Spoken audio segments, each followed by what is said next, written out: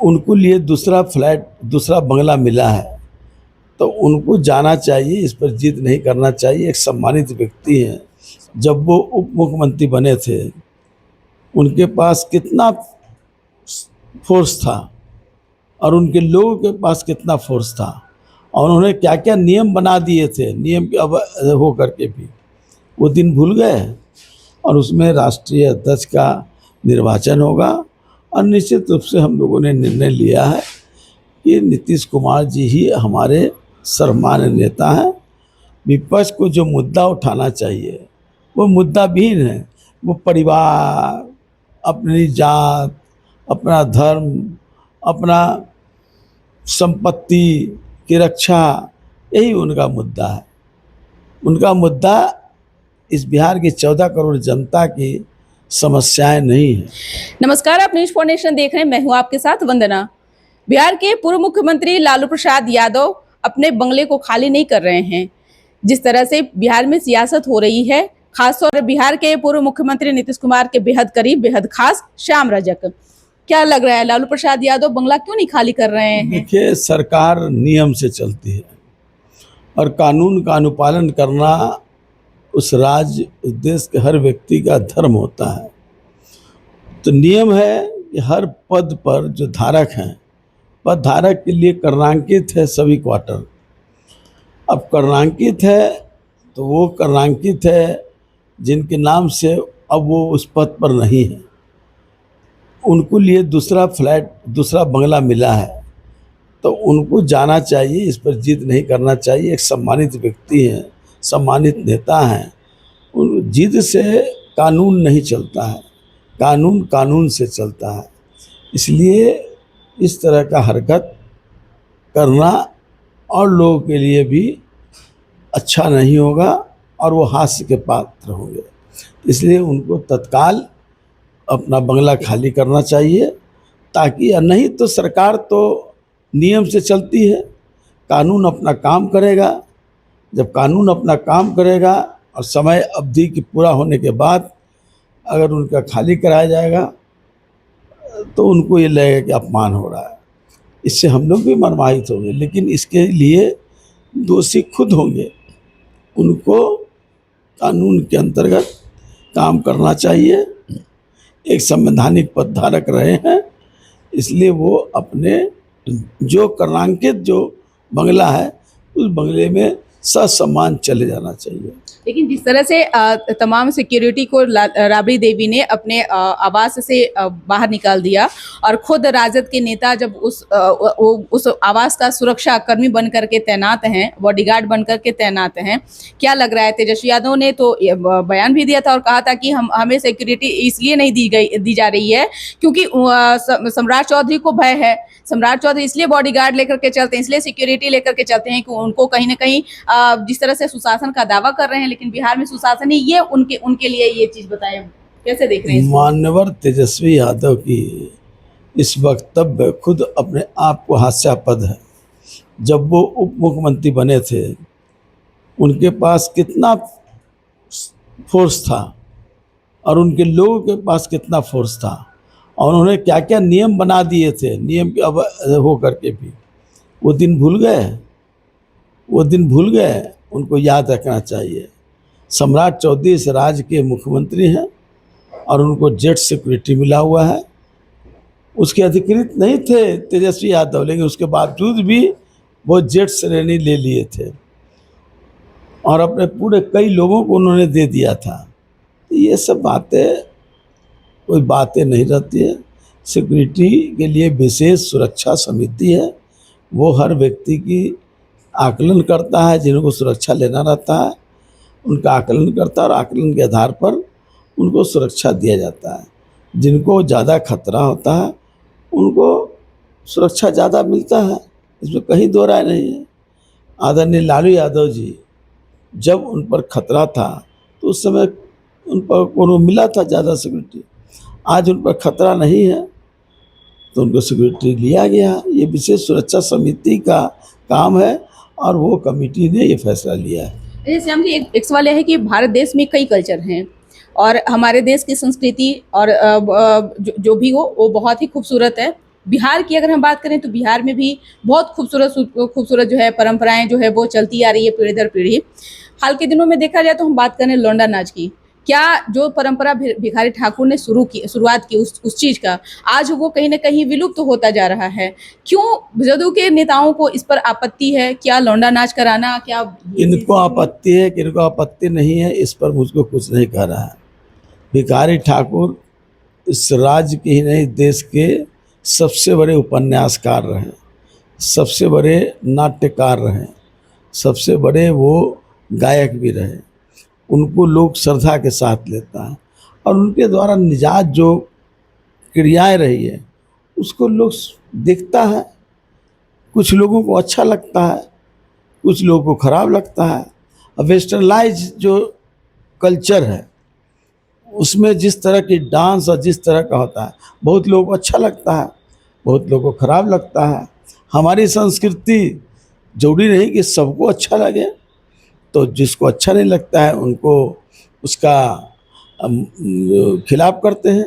लेकिन जो जिस कल्चर की आप बात कर रहे हैं वो हमारा पुरानी परंपरा रही है, उस परंपरा के तहत जो लोग करते हैं, हाँ उसका जिस तरह से दिखावटीपन करते हैं वो नहीं होना चाहिए, जिस तरह से उसका ओछापन होता है वो नहीं होना चाहिए। आज हमारी संस्कृति का, हमारी भोजपुरी संस्कृति का, हमारी कई संस्कृति का ओछापन हो रहा है और उसमें कई तरह की पाश्चात्य संस्कृति घोल करके उसको आम लोगों के लायक नहीं बल्कि कुछ लोगों को उससे शर्म और लिहाज आने लगता है, तो उससे दूर होना चाहिए लोग।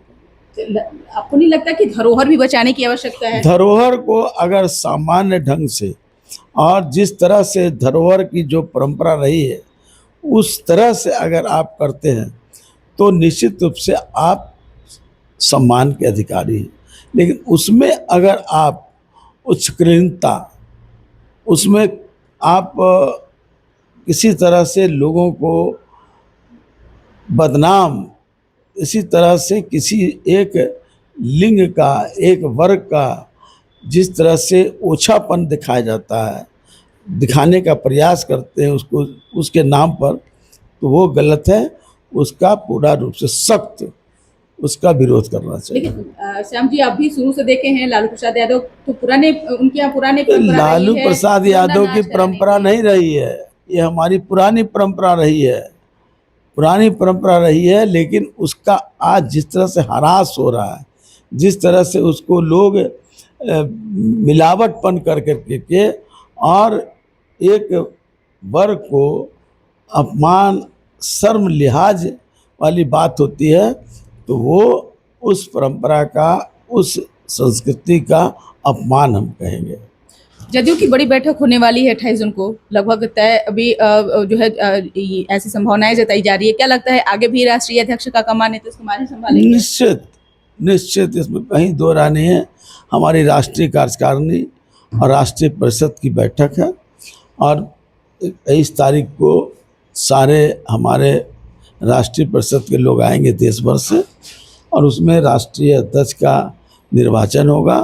और निश्चित रूप से हम लोगों ने निर्णय लिया है कि नीतीश कुमार जी ही हमारे सर्वमान्य नेता हैं और संगठन के सर्वमान्य हमारे हैं, इसलिए उनको ही अध्यक्ष पूरी पार्टी चाहती है और उस दिन निर्वाचित भी होंगे। निश्चित तौर पर एक सवाल ये भी है कि जिस तरह से उपेंद्र कुशवाहा ने दिल्ली में अपनी पार्टी की बैठक की, उसमें फिर से राष्ट्रीय अध्यक्ष वो घोषित हुए, लेकिन उन्होंने एक बयान में कहा कि उनके जो बेटे हैं दीपक प्रकाश वो मंत्री बने रहेंगे एनडीए में। तो ये कैसे हो सकता है? क्या लगता है आप, न तो अभी चुनाव है और न अभी कोई ऐसी वैकेंसी भी है, तो फिर वो कैसे, क्या लगता है ये उन्होंने तो नहीं कहा कि जन्म जन्मांतर मंत्री रहेंगे।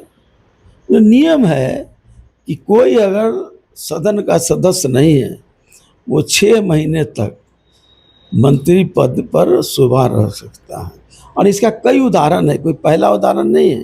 आपके मुख्यमंत्री भी वर्तमान में वो भी बने रहे हैं, कई लोग रहे हैं, एक नहीं रहे हैं, कई लोग रहे हैं और यूपीए में भी रहा है और एनडीए में भी रहा है। ये 6 महीना अभी होने में देर है, अभी 2 महीना भी नहीं हुआ है, इसलिए वो रहेंगे। मुख्यमंत्री तय करते हैं अपने मंत्रिपरिषद का गठन, और मुख्यमंत्री अगर अपने मंत्रिपरिषद में दीपक प्रकाश को अगर वो तय करते हैं कि अगर उनको हमको मंत्री बनाए रखना है तो कोई कानून बाधा नहीं होता है, कानून उनको इजाज़त देती है, इसलिए कानून सम्मत है, इसलिए वो मंत्री बने रह सकते हैं। विपक्ष को बैठे बैठे मुद्दा नहीं आप लोग दे रहे हैं? अब विपक्ष को तो कोई मुद्दा ही नहीं है। विपक्ष को जो मुद्दा उठाना चाहिए वो मुद्दा विहीन है। वो परिवार, अपनी जात, अपना धर्म, अपना संपत्ति की रक्षा, यही उनका मुद्दा है। उनका मुद्दा इस बिहार की 14 करोड़ जनता की समस्याएं नहीं है, इसलिए समझ नहीं है क्योंकि जनता दल और एनडीए बिहार की जनता के लिए प्रतिबद्ध है और उसके लिए समाधान के लिए, उसको निवारण के लिए हर तरह से योजना लागू करती है और योजना का कार्यान्वयन कर करके उन जनता तक सुख चैन देने का काम कर रही है। इसलिए कोई मुद्दा बचा नहीं है, एनडीए ने कोई मुद्दा छोड़ा नहीं है विपक्ष को, इसलिए वो परिवार को बचाना, यही सब बात वो करते रहते हैं, अपनी संपत्ति को बचाना, यही सब बात वो करते रहते हैं।